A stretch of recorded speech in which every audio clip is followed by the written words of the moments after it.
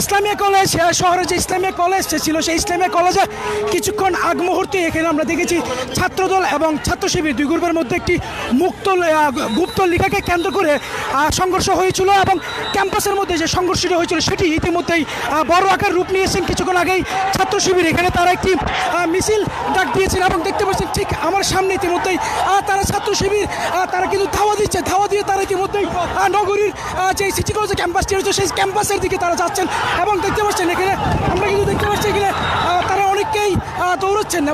এই সরকারের মেয়াদ 9 মাস, 9 মাসের একটি সেকেন্ডও বেশি সরকার টিকবে না। যদি ব্যাখ্যা চান আমি 1 মিনিটে ব্যাখ্যাও দিতে পারি।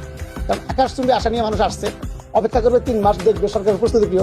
পরবর্তী 3 মাস জন গোসাগরে বাড়ি ফিরে যাবে, পরবর্তী 3 মাসে গণ আন্দোলনে সরকার বিদায় নিবে। কারণ সরকার যে পদক্ষেপগুলো নিয়েছে এটা আত্মঘাতী। কিন্তু জামাত মধ্যবর্তী রাজনীতি করে, কিন্তু ধর্মকে সে প্রাধান্য দেয়।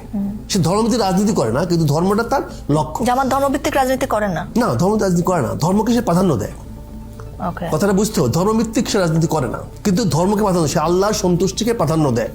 কিন্তু সে রাজনীতি করে জনগণের জন্য, জনগণের কল্যাণের জন্য, ন্যায় এবং ইনসাফের জন্য। এই বিষয়টা পরিষ্কার হইতে হবে। জুলাই সনদ হচ্ছে, জুলাই সনদে দেখেন বিএনপি কেন জুলাই সনদের শপথ নিচ্ছে না জানেন? কারণ জুলাই সনদ হলে ওনাদের পরিবার তত থাকবে না। আপনি দেখেন তারেক রহমান সাহেব আজকে প্রধানমন্ত্রী, আমরা মানলাম উনি ভোটে প্রধানমন্ত্রী হয়েছেন, 50% ভোটে প্রধানমন্ত্রী হয়েছেন, কিন্তু তারেক রহমান সাহেবের রাষ্ট্রীয় প্রোগ্রামে তারেক রহমান সাহেবের মেয়ে রাষ্ট্রীয় প্রোগ্রামে সবসময় উপস্থিত থাকে। কোন প্রোটোকল মিলে উপস্থিত থাকে আমাকে একটু বলবেন আপনি? জুলাই সনদটা বাস্তবায়ন করতে হবে। এটার এগেইনস্টে যেই কথা বলুক আমরা সকল শহীদ পরিবার এবং আহত তাদের এগেইনস্টে চলে যাবো, যেই হোক সে। কোন দল মত, আমরা শহীদ পরিবার কোন দলের না। জুলাই সনদটা বাস্তবায়ন না হয় তাহলে আমার মনে হয় যে আমাদের সকল শহীদ পরিবারের সাথে বেইমানি করা হবে, শহীদের রক্তের সাথে বেইমানি করা হবে, আহতদের সাথে বেইমানি করা হবে, সারা বাংলাদেশের সাথে বেইমানি করা হবে। বিরোধিতার জন্য দাঁড়াই আজকে থ্যাংক ইউ জানাচ্ছি যে আজকে এই ধরনের একটা সিদ্ধান্ত নিয়েছেন। আমার এই অপোজিশন থেকে আপনাদের সবাইকে থ্যাংক ইউ জানাচ্ছি যে একটা বসার অন্তত জায়গা হয়েছে।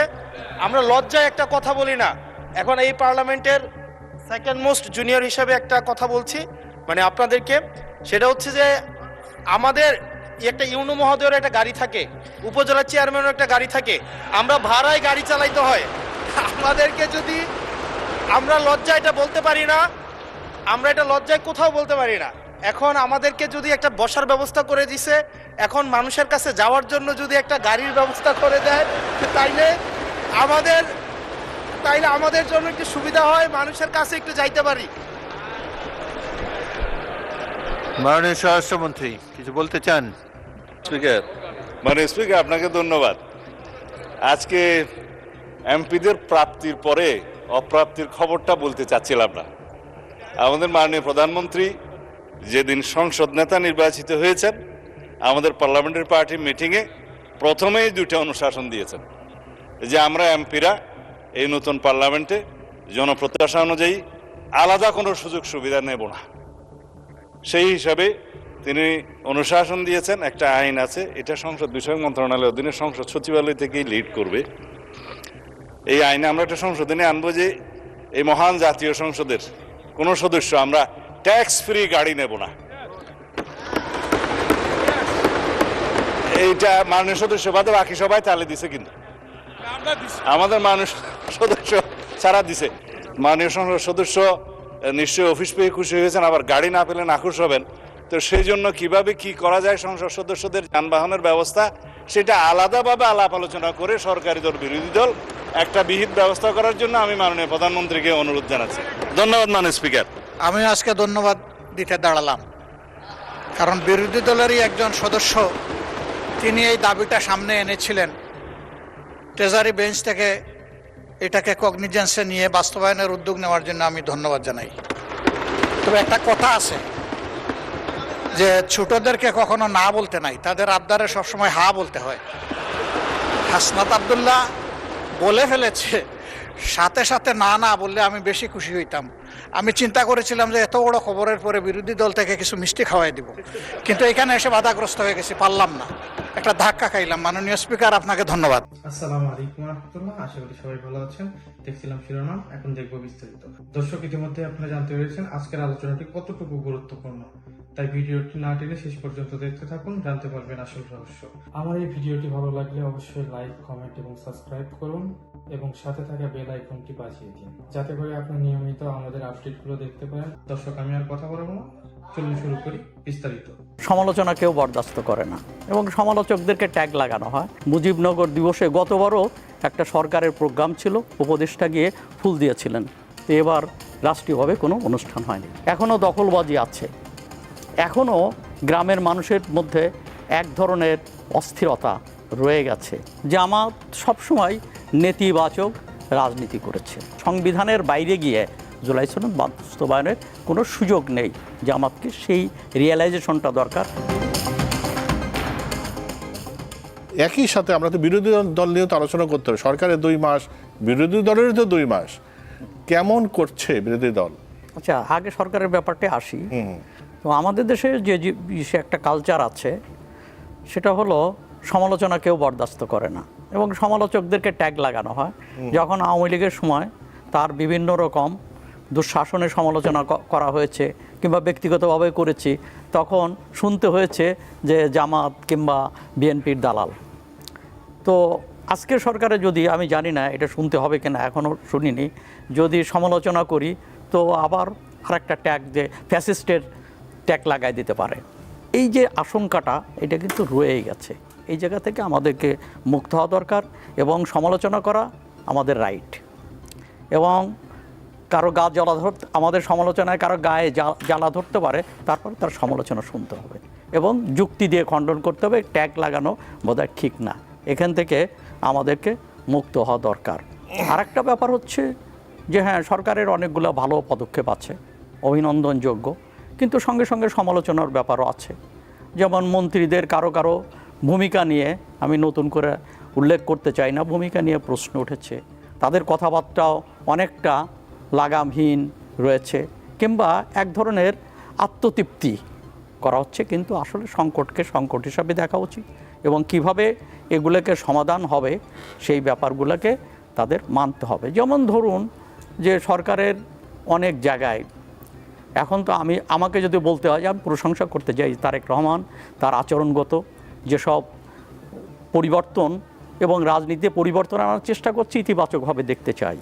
কিন্তু তার দল কি সেটা অনুসরণ করছে? তার বিরাট কর্মী বাহিনী আছে, তারা কি এটা শুনছে? এখনও যদি বলেন যে গ্রাম পর্যায়ে, তো আমার সঙ্গে গ্রামের সুসম্পর্ক রয়েছে, গ্রামের সঙ্গে আমার যোগাযোগ রয়েছে, এখনও কিন্তু সেইটা চাঁদাবাজি, এটা কিন্তু অব্যাহত রয়েছে। এখনও দখলবাজি আছে, এখনও গ্রামের মানুষের মধ্যে এক ধরনের অস্থিরতা রয়ে গেছে। তো এই জায়গাগুলোকে প্রোটেকশন দেওয়া দরকার।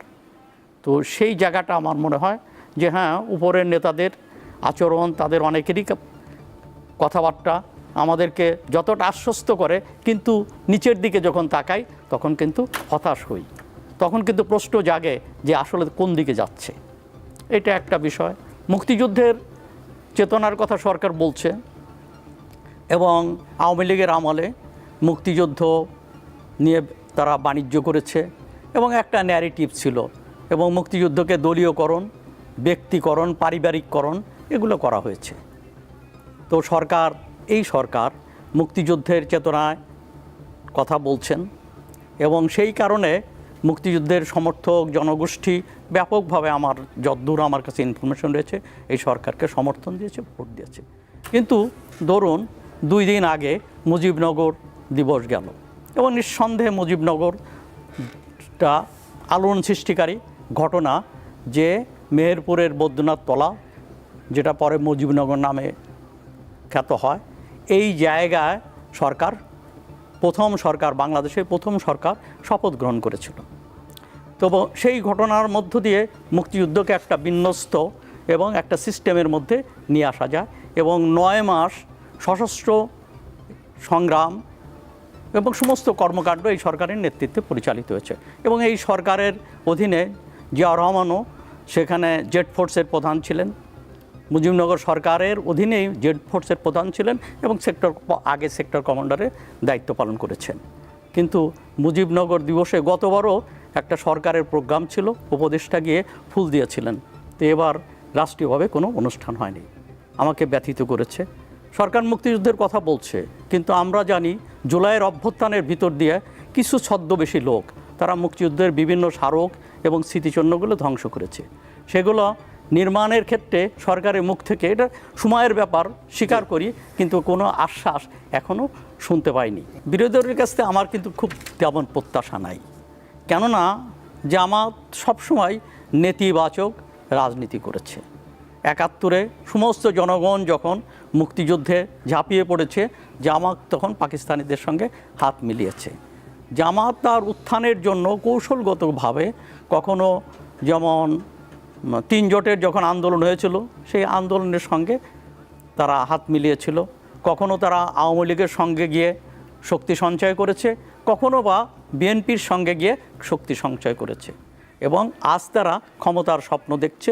এটা জাতির জন্য একটা দুর্ভাগ্যজনক বিষয়। এবং জামাতের রাজনীতিটা এই মুহূর্তে তারা কখনো সংবিধান মানে, কখনো সংবিধানে মানতে চায় না। তারা মুক্তিযুদ্ধ, তারা ৭১ মানে না, এবং তারা ৭১-এর সঙ্গে ৪৭-কে জুড়ে দিয়েছে। এই ধরনের বিষয়টা রয়েছে। কিন্তু যেটা হচ্ছে বস্তুনিষ্ঠ যে সমালোচনা, সেইটা তারা কিন্তু করছে না। তারা সরকারকে একটা বেকায়দায় ফেলার মনে হয় যে ব্যাপারটা রয়েছে। তাদেরকে যেটা দরকার, যে সংবিধান সম্মতভাবে, যেটা বিএনপি যথার্থই বলেছে যে জুলাই সনদ কীভাবে বাস্তবায়িত করা দরকার, সেটা তারা বলবে। আন্দোলনের চাপে কিংবা সংবিধানের বাইরে গিয়ে জুলাই সনদ বাস্তবায়নের কোনো সুযোগ নেই। জামাতকে সেই রিয়েলাইজেশনটা দরকার, সেটা তাদের বোঝার দরকার। এবং সেই সঙ্গে এই যে প্রতিনিয়ত জনজীবনের যে সমস্যা এবং রাষ্ট্রের যে সব সরকারের যে পদক্ষেপ, সেখানে যে ত্রুটিগুলো, এগুলো তুলে ধরাই তাদের কর্তব্য। এবং পার্লামেন্ট, এবং তাদেরকে মনে রাখতে হবে যে আমরা অতীতে ৯০-এর পরে কিন্তু গণতন্ত্রের একটা যাত্রা শুরু হয়েছিল, কিন্তু কোনো পার্লামেন্টই কার্যকর হয় নাই। কেননা বিরোধী দলের বর্জনের মুখে আবার যদি তারা বর্জনের রাজনীতি গ্রহণ করে, তাহলে জুলাইয়ের অভ্যুত্থানের যে সাফল্য, যে আকাঙ্ক্ষা, সেটার অপমৃত্যু।